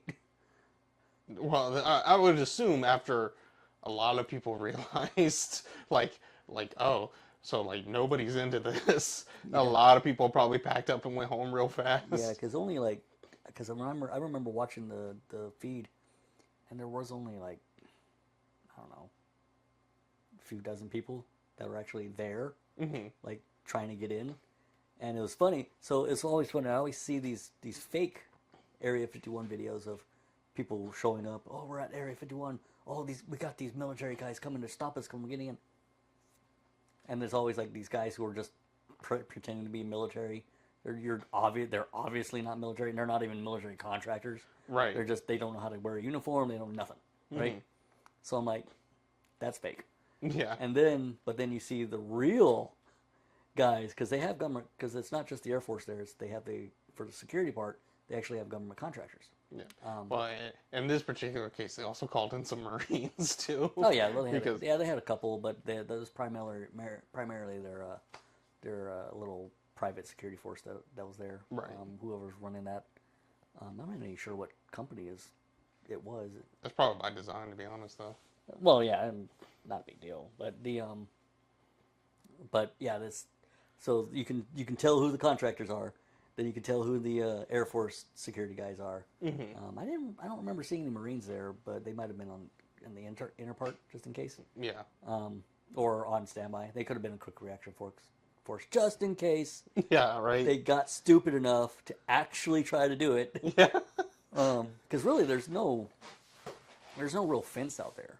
Right. It's just just signs that say don't trespass, right? And that use of deadly force is authorized.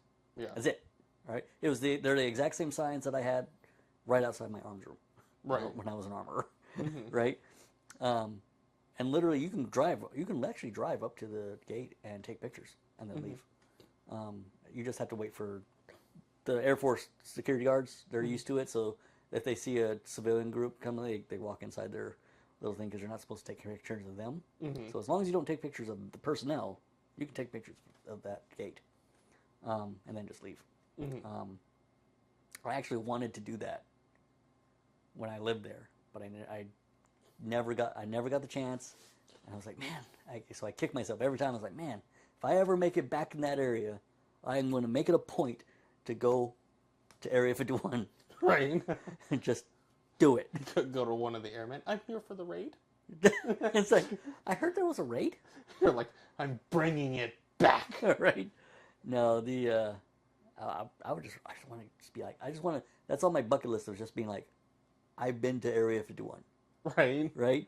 Or at least at the gate. I've been at the gate of Area 51. Well, but here's the thing. If you've been at the gate's a part of Area 51, so technically you've been to Area 51, Right. which means you can write a book right. about what you saw in Area 51. What? All of it will be BS. No. But you'll make millions. No, what I do is I be completely and 100% transparent and honest. I just vividly describe the gate. Like 400 pages. of just the gate. Describing the type of chain, the type of steel that was used for the gate, where the paint's chipping, how long it's been there, How tall the soldier or the airman was that, Right. that was guarding it. when the little office area was built, and all this stuff, how long he's been hiding in there. Right. Now you could always go to travel up over to Lookout Mountain, what's called, because then that's supposed to be the closest you can get to Area 51, or at least the main area, right? And see it, but it's super far away because they used to be a lot closer, but then they expanded the border. Right. So now Lookout Mountain, I think is or whatever it's called. You can get up there. It takes a little bit of a hike to get onto it, but you see it and you can take pictures and all that from that. But and you do get to see like whatever aircraft they're doing. I've only seen one. Well, I call it a UFO, but it's not really. I'm pretty sure I know what it was. But it was only one time I ever saw something. It wasn't out there. It was actually here in Florida. I was walking him. It was early in the morning, like 5 o'clock in the morning, and so it was still dark. I was walking up because I like looking at the stars, and I saw. I'm used to seeing satellites, things like that. Which, fun fact, those are pretty cool to see. Yeah, especially the Starlink. Yeah. Where there's like 9 of them, just all perfectly. Yeah. Just. Yeah. So. It's like, I've actually seen. You can see satellite if you go to a place with a lot less light pollution. You can see satellites in orbit from Earth. Yep, they're pretty easy to spot too. Oh yeah, and it's like if you see something that looks like a plane, but it's shooting across the sky like a satellite. Yeah, and without blinking. Yeah. Yeah. If it looks like a star, but it's moving way fast, but it's not like that. It's a satellite. But this one thing I saw this thing. It looked like a satellite at first, and so it's going across, but then it like stopped, and literally did a 90-degree, and did. But I was like, oh, that's weird. Turns out, but then I saw like it flash a little bit. So I'm pretty sure that was the afterburner. Right. I'm pretty sure it was like a F-36 or something like that, because I've seen those maneuvers at like air shows and stuff. Right. Where it's like literally they'll stop and then they'll pivot and go the other way, and then that's when the afterburner kicks in, and they can get the momentum again. Right. So I was like, I bet it's like, oh, they're testing out their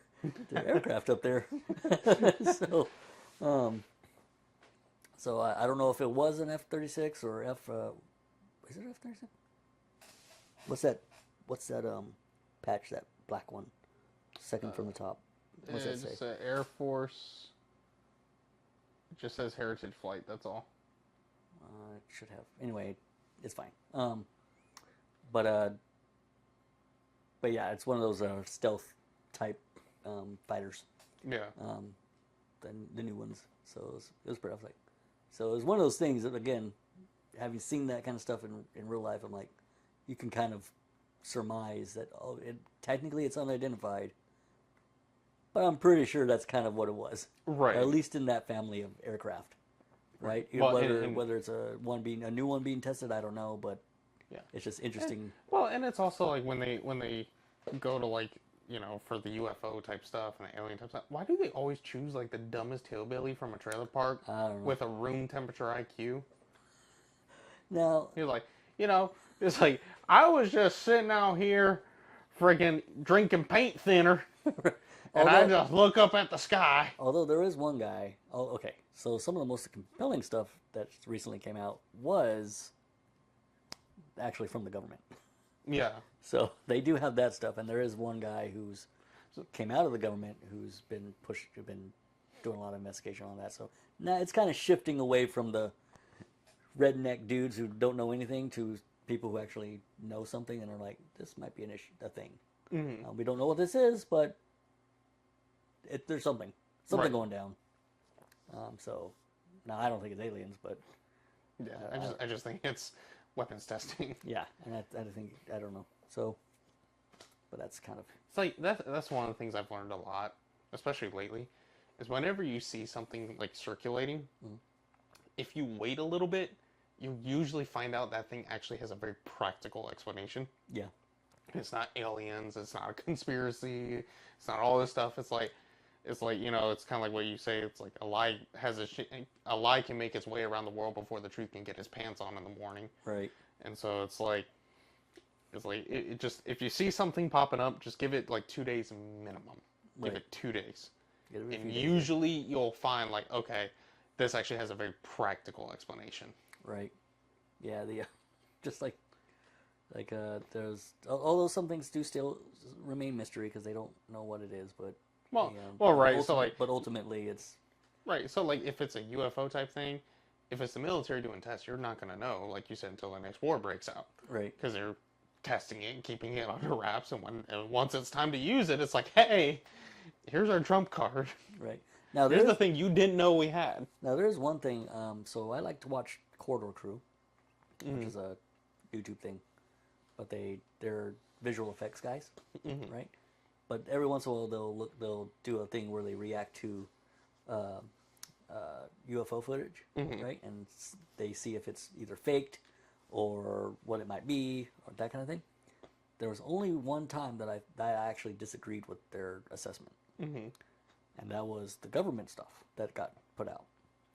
And the reason I wasn't like, I don't know if you guys hit the mark on this one, was because another guy also did it, but he was an actual aircraft, like a fighter pilot, Right. who knew the equipment that they're using, and he knew how you do it, Right. right? So you have your, I think that's what they call it, Wizzo, right? Which is the guy behind the pilot, and he's out there doing all the, he's the guy looking with the FLIR and all that stuff and capturing the images, right? So when you see that little target kind of come in like that, that's the Wizzo being like capturing the guy, like the target, right? So we see that. They've been doing this. They have thousands of hours of flight time. They know what things are like birds. Right. They know what things are weird, right? And they didn't know what these were. That's when I have to be like, okay, when these guys are the ones who work with the equipment on a daily basis, Right. are doing this, and they're like, that's a pretty large object, or that's a very fast object. I have a tendency to believe them. Right. Because they know when things are fast Right. They know when things are slow. Mm-hmm. They know when the things are big and small, right? Because they do it every single day. Right. It's their bread and butter. They can't just be like, I don't know what that is. It's like capture a bird. I don't know what that is. Shoot it. They can't do that. Right. So they have to know what these things are. They have to identify silhouettes. They have to identify. Even when I was in the army, we had to identify the silhouettes of like the enemy vehicles, so we could just see it in a night vision or FLIR and be like identify what it is. We can't just be like, oh, there's a cat out there. It's a tank. Blow it up, right? You to that cryptid. Right? Yeah. So so it's one of those things where that was the one time that I was like an actual opposition of what they were saying, the special effects guys were saying, versus what that guy was saying. It's like, because those guys don't work with that all the time. They're just assuming, knowing what they do with their cameras and stuff, that that's what it is. But none of them ever been up in a fire plane, Right. capturing things with FLIR and being absolute professionals on that. They don't do that. So it's like, it's one thing to be a professional in one thing, and being a professional in one field does not necessarily cross over to all the aspects of like film and things like that. So you have to still have a certain other level of expertise to know it. But yeah, it's like, so maybe I'll show you that video at some point. Yeah. Show you the two videos, actually show you what they did and what he did, and let you be like, oh, that'd be interesting. So, but anyway, that was not the conversation I thought we were going to go in, but No, but it was an enjoyable one. it was. We may have to explore some of that stuff a little bit more. Yeah. In later episodes. Yep. It's like more about cryptids and stuff. And Cryptids. Yeah. I didn't know you were really into cryptids, though. We could have been having this conversation the whole Dude, time. I love cryptids. Yeah, because like my wife makes. I actually have a T-shirt with like a bunch of cryptids. Yeah, because like I freaking, it's like I always like kind of treated cryptids as like my guilty pleasure. Yeah. Because like I know it's all BS, but like it's like that. This is really like just being able to think about it and visualize it. I'm like, this is really entertaining. Yeah, it's really cool. I'm kind of the same way. I'm Yeah. like, I don't believe a single thing of it, but man, it's fun. Yeah, it's really fun. So Like, I guess it's the what if that's fun. Yeah, oh definitely. Well, my favorite ones too with the cryptids though. I say my favorites. I use that sarcastically, but it's like when the story always starts like how, it began to do something that's undescribable. Right. It's like, dude, honestly, more detail actually would have made this a lot better. Yeah. Like, right? So like they or funnier, like they say that it's like this undescribable, and then they proceed to describe it. Right. It's like, wait a minute, I thought it was undescribable. Or they say undescribable for something that can clearly be described. Right. Right. So like one of the one I was listening to that did this, it was talking about like a deer that wasn't really a deer, and it's like, oh, I thought I was just watching a deer, and then its leg began to bend in undescribable ways, and I'm like, really, dude? There's only so many ways a leg can bend. Right. So I'm pretty sure you could describe it. That actually reminds me of one of the, I don't remember, I think it was Monster Quest. I think it was Monster Quest when I saw this, but it was one of the Bigfoot ones. Mm-hmm. And one of the guys he allegedly shot one and killed it. And I'm like, oh, cool, because that's exactly what I would do. And then Yeah. and then I would drag its happy carcass down to a place and be like, I found Bigfoot. Right? It's like, well, for not anymore. But Right. Well, and the thing is, even in the states that have made it illegal to kill Bigfoot, I'm like, there are states who have actually made it yeah. to kill me. There's I can't Oh my remember gosh. which ones, but there are a couple. Why does And- that sound like such an Arkansas thing? No, it wasn't. It was I think like Wyoming. If you're from It Arkansas, was like, I'm sorry. It was but- like Wyoming or something like that. I can't remember which one, but anyway. But there's a couple states that do that, Mhm. and I'm like, you've never even seen one. Why would you make a rule that you can't kill one? Right. Like, why would you consider that poaching? Not a human being on this earth has ever poached a Bigfoot. Right. So, but anyway, the back to the story. He said, he's like, yeah, I shot him, I killed him, but then I felt so much remorse because I looked at it and I saw a man.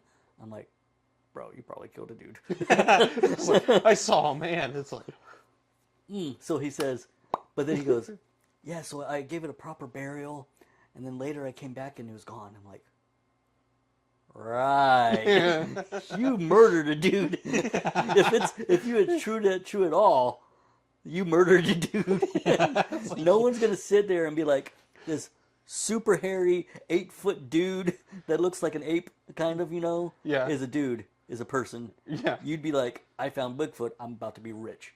Right.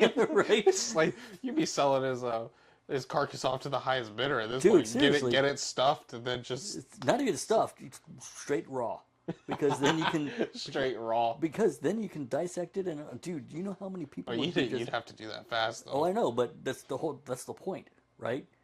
The fact that you have it fresh, people would be throwing money at you Right. trying to get that thing. And even if you were in one of the states that I was saying that was like it made it illegal, with the money you make, you'd bail yourself out of Right. jail, and just you would never have to worry about it. It's like you had to pay a fine. Okay, chump change. Right. It's like, oh, what's the fine? Oh, $30,000. Let me write you a check real quick. Right. It's like, here, I'll give you and tip you. Like another 60K. You're sort of 60K. Let's give it another 10. Make it even 100. Yeah, there we go. I'm helping the state out. Right. It's like you would be a billionaire. You buy the state government and give it back for free. Right? Like that's how rich you become. It's like yeah, I would be that guy. I would be like, if I had a gun and I'm out in the woods and I see Bigfoot, I'm not taking a picture. No. I'm shooting it in the head. Exactly, right? It's like, he's got a 30-06 with his name on it. It's like I'd be walking out there with my M1 Garand. Right. I'd be like, bow, bow, bow, bow, bow, bow. And just, the entire clip just ending him. Right. Oh, and then you just, hey, back up the truck. We're about to take him. We're taking him to the nearest precinct. We're driving on the back two wheels of this thing. Just dragging. It's like, but hey, you just see Bigfoot all in the back, just bleeding out. It's like, oh man, and we're just singing. It's like we're getting so much money today. Right. It's like singing that. What was that song? I can't remember the name of the band, but it's like, I want money. That's what I want. That's what I want. No. But yeah, That's probably like the most American thing we could say. It's like if like Bigfoot was out here right now, we'd kill the thing. We'd shoot the thing, and then it's like your days of hiding are over, Bubba. because look, I mean, think about it. Think about it. If we take a picture of him, it'll just be another picture in the long sea of pictures. Right. And everyone will be, oh, it's fake. It's a guy in a suit and all that stuff, right? But if we bring a corpse, if we bring a corpse, deny that. It's like, this is the Bigfoot. This is the Sasquatch. This is the skunk ape. And then we do that with every cryptid. Yeah. What's really sad is that's like 100% true too. Right. It's like we're not even embellishing here. If we have the chance to take a shot, we're taking that We are shot. taking that shot. I don't care what people say. I don't care how many people start being just BNMing about, oh, you killed a Bigfoot. He's the last of his. I don't care. I proved once and for all that Sasquatch exists, Right. and now I'm reaping the benefits. What did you do? Took a picture. Right. I brought you a body. It's like bow before me. It's like I am the Bigfoot king. Oh And man, then like Bobo from like Finding Bigfoot is one of the ones throwing money at you. right? Say, hey, Bobo. Oh, are you kidding? He'd be like throwing tens of dollars at me. Yeah. Oh yeah. It's amazing those people got famous in anyway. Right? But not for the right reasons, but they did. Yeah. But yeah, that's and ever since I saw that episode, I'm just like, you're telling me you killed him and then you felt remorse and then it didn't even dawn on you that you could have been just the most famous human being on planet Earth. Right? It's like, I saw a human. It's like, Can you imagine, like, the interviewer, like, he said that to? He's like, right? It's like, wait a minute, did you? it's like, It's like, turns out he did actually shoot Bigfoot, but he survived. Right. And now he's getting signs. I know what you did last summer. yeah, right? It's like, no. It's like, you shoot me, huh? I'll kill you. It's like, who knew Bigfoot knew English? Yeah, and then we go with a 308 and a 30-aught. Just, It's like, it's like, I mean, he's, got more holes than Swiss cheese, but still a body. right? It's like, I'm assuming all the organs are approximately the same place that ours are, but But just in case, Just we in case. decided accuracy by volume. right. It's like, we weren't sure if the stomach was in the heart area and the heart area was in the stomach. We didn't know. So we took our chances. It paid off, clearly. Right, he's dead. Congratulations, you have a Bigfoot now. Or really what's left of him. Right, you have the remains of a Bigfoot. Oh, man. But these are the things that pop in my head when I watch those shows. Yeah. Funny enough, after this discussion, I'm probably going to go watch more. Right? Yeah, I'm probably going to find, like, what was the one we were talking about? Expedition something? Expedition X? Yeah, I think that was the one Check, I was talking check about. that one out. I was like, I that think one- I actually watched that one when... And Destination Truth. If you do you have Hulu? Yes. They're But we don't have the premium account. We just have the basic. I think you should. You think you can watch it on the basic? Okay. Actually, it might even be. I think it's also on Roku, Okay. so you can probably get it on Roku as well. But yeah, just watch Destination Truth and Expedition X. If you want some good cryptid stuff. Yep. So, but anyway. So, that wasn't where we were planning on going with the conversation, but that's where we But went. honestly, that was probably a better direction to go Yeah. than what I was about to go on. I was about to go on a crazy rant about stuff, but Yeah. I think I'd rather talk about cryptids. I mean, I'd rather talk. I just learned something new about you today. I've known this dude for almost 6 years, and I'm just now learning that he likes cryptids like me. It's like we could have been talking about this forever ago, dude. Now the channel's gonna make a change to Cryptic Bros, and Yeah, right. We're gonna go discover. We're gonna be like in your backyard. I'm just shaking tree branches. Like, what is that? what are they doing? Your neighbors are like, the cryptids are out again. And then you just hear, I'll get you, Bigfoot, if it's the last thing I do. It's just your psychotic neighbor thinking that it's all real. And you're just like,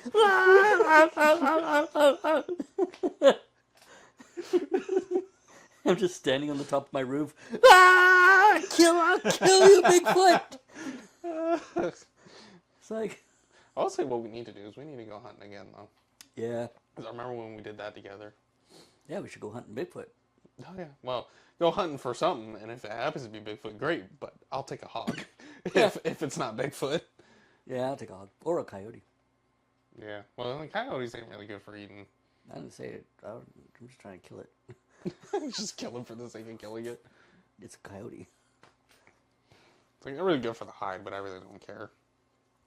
Get a coyote hat. Yeah. Made of his head, top of his head. Just It's like, you can walk around like a skinwalker.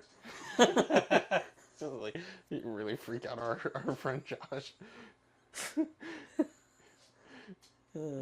Like just the head, like right beneath his window. Just like make it stare into his window. He's like, And then I'm like, put like flashlights on my eyes and be like, the red like ones too. Yeah, it looks like glowing eyes. It's like, dude, I just saw a skinwalker. Or I have that fire pit, build a thing and have the coyote skin, and just be like, start dancing like this. Right. As he's walking in. And then when I see him, I'm like, and just scurry off. It's like, we don't do any of this around him, but if we started, he'd probably freak out a lot. Be like, what is wrong with all of you? We still need to join the Freemasons and just tell them. Yeah, just be like, we are many, we are one. Anyway, bye. Yeah, have a good one. See you Have at a good church. Good times. Yeah, But anyway, that's all I really got. yeah, that's pretty much it too. Just a heads up though, we probably won't record next week because next week is literally Christmas Day. So, honestly, we probably won't record again until after New Year's. Yeah. So It's okay though. So, yeah, there'll probably be a couple week hiatus, but then we'll get back to it.